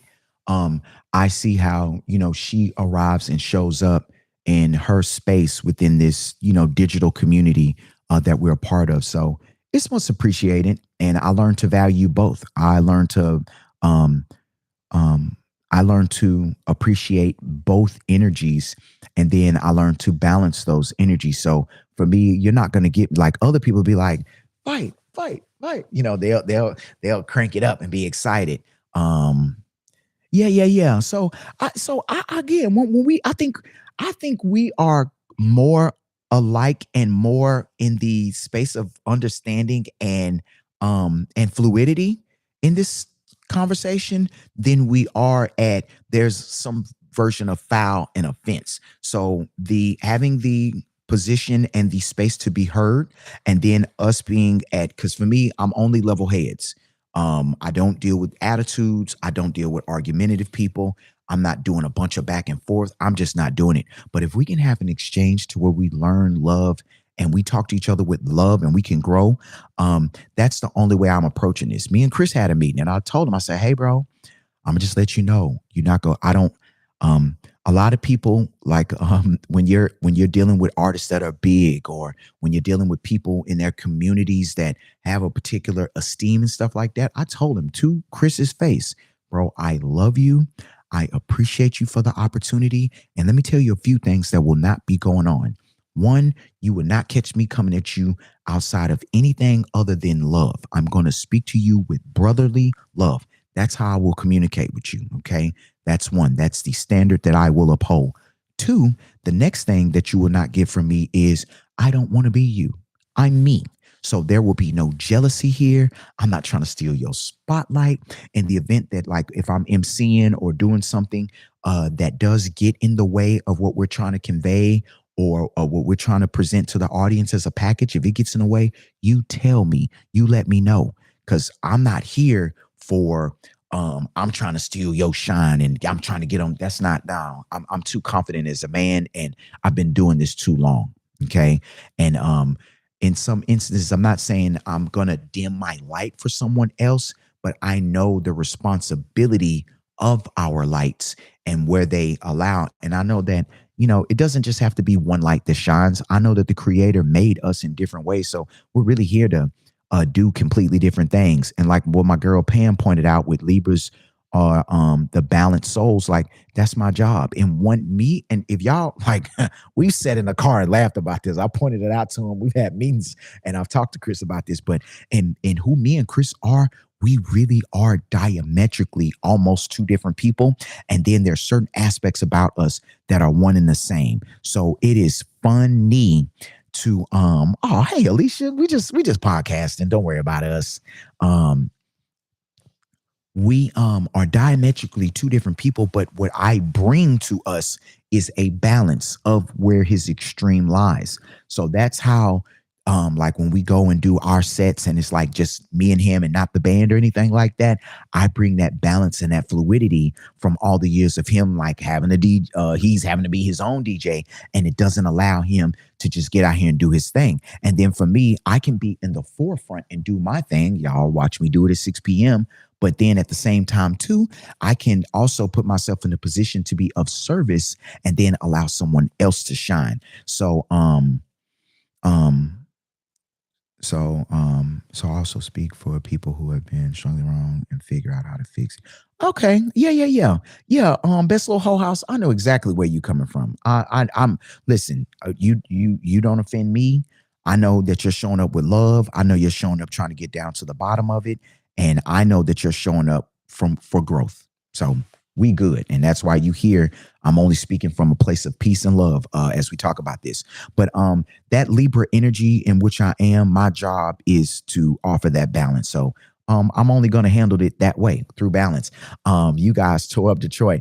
Cheryl, Chris is something else. Chris, the manager had to grab Chris and drag Chris up out of there because Chris went and stood in the crowd and got in the crowd and just that is so funny. It's like jagged. It was like dragging James Brown off the stage. Like when you put the coat on him and James knocked the coat off and he keep on dancing through this thing. That's literally how the manager had to grab Chris. And every time we look back, we had already went through our music, and Chris will look back for another one. And we went for another one. And we went for another one. We like, bro, the manager's like, bro, the show was been supposed to be over 20 minutes ago. So it's just too funny, like really how those situations go, how impromptu and how they really roll. But in my 20 years, I've learned about adapting. I've learned to approach things from a hungry standpoint. I've learned to not be as offended in certain scenarios as I normally would. And then even to this day, I still work on certain things about being offended. Now, don't come at me sideways. You come at me sideways, I'm gonna give you them lyrics that you might not thought that you was finna get. And this is a good pun with my girl Best Little Whole House in Texas. But if I'm on the gram and y'all see me dice up somebody that came at me sideways, just know they ordered it. So I'm serving. Okay. So don't play with me. So it's a lot of boundary enforcing and a lot of spiritual healing that had to go on for me to operate from a particular place. But don't play with a Libra, because my mouth has been trained throughout a lot of years on other energies that I've been on the other side of. And you could either cower to those energies or you could rise up to those energies and learn how to respond to those energies and get on out there and, get with it. So with that being said, I don't play that. And so yes, I am peaceful, but I don't play the other game. So if y'all see me again on Instagram or something, and somebody got a little choppy, I'm a profound chef and I have the sharpest of knives. So it would scissors hand you any day. So these are not the lyrics you want to go up against playing with me. And you not go bully me. That's another thing. I've been on the other side of bullying as a kid, and I learned how to come up out of bullying real quick. So you not go bully me. I've been on the other side of ABUSE,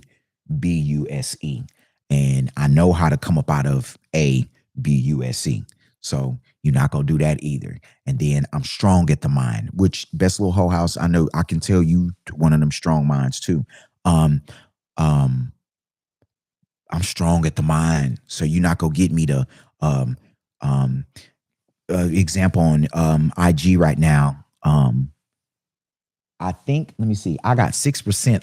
Yeah, I got 6% on this battery, and I'm gonna ride it out almost to this bad boy fall off. So I think I might be able to stretch out the 5 minutes and hit the 2 hours. So look, it's this post where the guy was basically saying that, Sinners was a great movie, and the reason why Michael B. Jordan won and he did great is because he bet on a black producer, and he's been with that black producer since day one, and blah blah blah blah blah.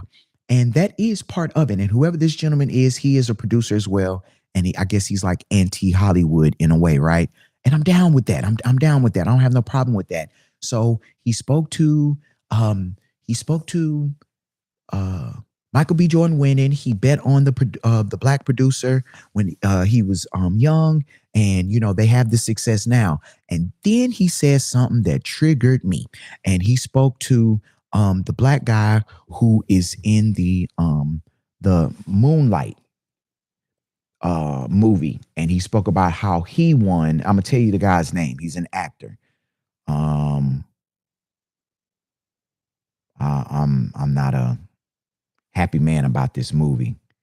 Um, Awards. Let me see. Okay. Uh, Mahershala Ali, Best Supporting Actor. I'm not. I support. I support Mahershala Ali. However you say his name, I support him. Okay. I support him. Okay. But okay. If anyone is in this chat, Energizer's live stream last night. Oh, okay. Yeah. Appreciate it. Yeah, yeah. We had a little fun last night. I like that. Yeah, y'all come on in here tonight, 6 p.m. We got some fun. Tonight is slow jam, so it's just love music tonight. But Mahershala, I think is his name. I think the more I say it, I'll get it. Ali. I support him because he is a good actor. I like him. But Moonlight was a bamboozlement of what this agenda that was put into film. Her sha ma her shal my her shal. Okay, so I was close the last time I said it. Okay, so I watched the movie. They were saying, oh, it's a critically acclaimed film. They spoke about his supporting acting. They were pushing it, but it was like they wasn't giving me much. I'm like, damn, okay, I'm gonna go see the film. I go to see the film. It was agenda. It was agenda. It was agenda. Me saying it's agenda is not saying that I'm against anyone. I'm against a particular type of community. What I'm speaking to as a person that supports film and I support particular actors and stuff like that, that the trailer did not disclose to me what I was going to see. And I'm against programming. And y'all know from those other podcasts that I've spoken to and that I've done my lives, I am big on how I filter my algorithm and the things that aim to influence me. I'm big on the people who I surround myself with. I'm big on the food that goes in my body. Okay. I'm big on the women that I've allowed to be in my life. I'm big on all those things. So when I say I watch a show and then I look up and I see two people from the same sex kissing, I'm like, oh man, what are we doing here? How did we get to that? Now, if I'm watching a movie that does not acknowledge that, and nothing about this film, in one way of the film, it made it look like I thought it was a young black boy that was going through challenges of like maybe being in the hood in the urban community. And it's like this coming of age type of film. But it was some other things that were in that film that were some undertones. And from a person who has experienced a particular type of BUSE, it was the way that they did certain things in that films that not only, I have the right to have an opinion about this film. And it didn't sit with me well. It didn't, what they presented it as and what the movie ended up being and what it was. And there were people, now, I guess I did better than a lot of dudes in that movie because I finished the movie and sat through it. Then it was some aspects of the Houston screw subculture that they weeded in there as well that I didn't appreciate as well. Now, I'm not pro that culture because to me, if you really break it down, yes, it is a music culture, but it is a degenerate culture as well. It promotes damaging the vessel. It promotes excessive use of things that shouldn't go in the body. And it's like hid behind this version of music that does not enhance your neuroplasticity. That's the best way that I can explain it from that end. I could say it in the NIGGA way. I could say it that way, but I won't. I'm going to leave it at what I just said it as. But that movie was interesting. So My comment basically was me speaking to how there was an agenda there and this is that. Next thing you know, they attempt to attack me in the comments, and you can't play with me in these comments. You just can't. Don't do it. That's how I lost my other IG, and I don't care about this one. IG don't make me. I've never made a dollar off of IG, and I really question every day. Anytime that I post to IG, I don't even understand why I post to IG and why I've contributed so much of my content to IG when IG does nothing for me. But you're not gonna play with me in these comments. You just not. You're not gonna bully me. You're not gonna promote. Oh, you're a homophobic. You're such a no. There's no phobia here. I'm not scared of anything. What I spoke to was deception, and I have boundaries. And I'm gonna speak to how deceptively you tried to program me in a particular way because I'm supporting a particular actor and I'm thinking this movie is one way and it's something else. Let me see. Plot: a three-part narrative focusing on a childhood, adolescence, and early adulthood as the life struggles in his sexuality and finding his place in the world. Was not known, did not know nothing. I did not know it had nothing to do with nobody's sexuality. Because, and I'll close on this, because sexuality is not identity. Who you are and where you grow up to be and your struggles and all of that, it shouldn't have nothing to do with what your preference is and what you got going on behind closed doors. And I think that so much of our society has forced that upon us and just treated us in a particular way for not running with other people's ways of how they do something in public that is a private thing. So I don't know. Y'all allow me to touch more than just the DJ subject matter today. I'll be back tonight, 6 o'clock. I'm gonna get some of this energy that I just kind of touched in. I'm gonna get some of that off with some of my love music today. 6 p.m. Y'all holler at me. I hate to rush up out of here, but I'm on 1%, and I gotta close out both apps. So nothing but love to y'all. I appreciate y'all. 6 p.m. Central Time. We getting it in and show up for the good music. Thank y'all for tuning in. It's always a pleasure. And let me get up out of here for this thing cut off on me.